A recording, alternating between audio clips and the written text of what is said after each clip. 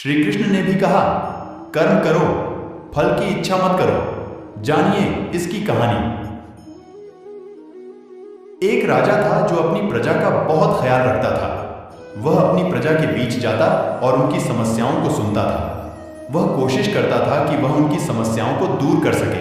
उसकी कर्तव्य निष्ठा के चर्चे दूर दूर तक फैले हुए थे। एक बार राजा अपने राज्य में भ्रमण करने के लिए निकले हुए थे। तब उनके कुर्ते का एक बटन टूट गया।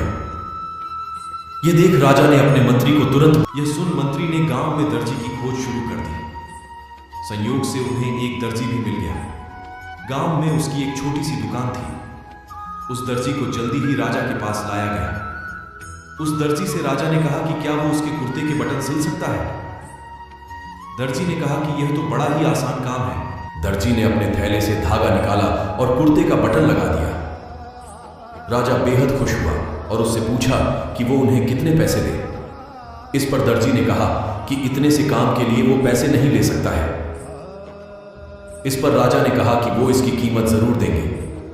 दर्जी ने सोचा कि उसने तो बस धागा ही लगाया है, तो उसके 2 रुपये मांग लेता।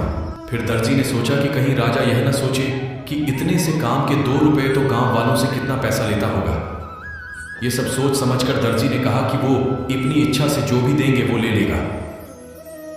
यह सुन राजा ने अपनी हैसियत के मुताबिक उसे 2 गांव देने का फैसला किया। राजा ने कहा कि कहीं समाज में उसका रुतबा छोटा ना हो जाए, इसलिए उसने यह आदेश दिया। दर्जी ने मन में सोचा कि कहां तो वो 2 रुपये मांग रहा था और कहां वो 2 गांव का मालिक बन गया। सीख। इस कहानी से हमें यह सीख मिलती है कि हम सभी अपनी क्षमता के अनुसार सोचते हैं, लेकिन भगवान हमें अपने हिसाब से सब कुछ देते हैं। हम छोटा मांगते हैं और कई बार भगवान हमें उनके देने की क्षमता के आधार पर कुछ अच्छा और बढ़ा दे देते हैं।